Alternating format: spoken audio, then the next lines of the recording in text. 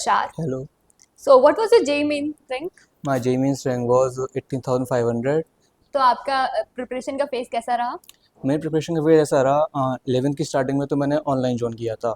फिर ऑनलाइन एक तो मेरे फ्रेंड ने रिकमेंड किया, और फिर मुझे खुद भी ऑनलाइन बस मैं लेक्चर देख रहा था, क्वेश्चन सॉल्व कर नहीं रहा था। तो फिर मैंने कहा कि मैं ऑफलाइन जाता हूँ। लेकिन ऑफलाइन में भी मैं जगल करने लगा कि क्लास में बैठ के मैं लेक्चर्स देख रहा हूँ, कभी सर के ऑफलाइन ऑफलाइन वॉच कर रहा हूँ, ऑनलाइन ऑफलाइन जगलिंग हो रही है बस।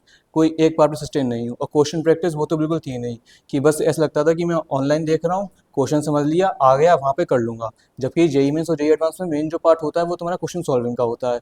जब तुम क्वेश्चन सॉल्विंग करोगे नहीं, उसका कोई पॉइंट नहीं, तुम कितने लेक्चर दे रहे हो, तुम कितने घंटे थ्योरी देख रहे हो। तुम भले ही थ्योरी कम करो, लेकिन क्वेश्चन प्रैक्टिस जितना ज़्यादा करोगे उतना अच्छा है।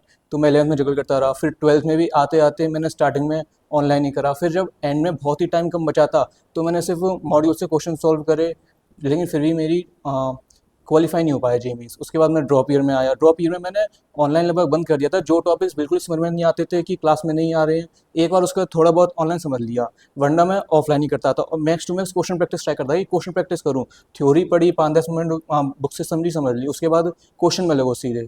क्वेश्चन में जो पार्ट समझ में नहीं आया वो सीधे समझ लिया, बुक से ऑनलाइन से सर के पास गए, उसको से समझ लिया। तो मेन क्वेश्चन प्रैक्टिस करता गया। तो ऐसे करते करते जनवरी जेईई में 98.84 आ गई 89 से।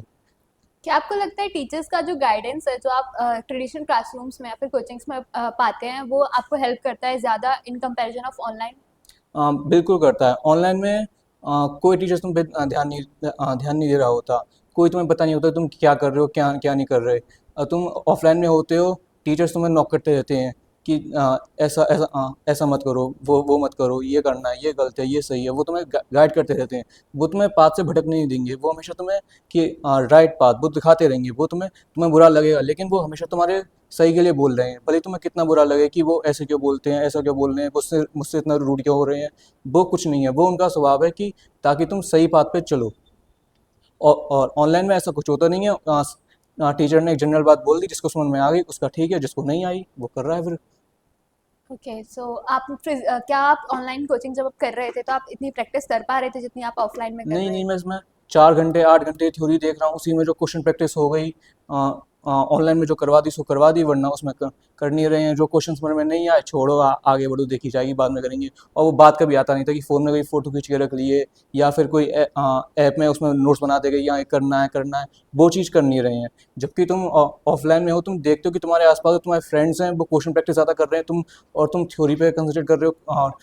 फ्रेंड्स के मार्क्स आ रहे हैं क्योंकि क्वेश्चन प्रैक्टिस कर रहे हो, और तुम सिर्फ थ्योरी देखे जा रहे हो। तो तुम क्वेश्चन प्रैक्टिस में ज़्यादा लगोगे।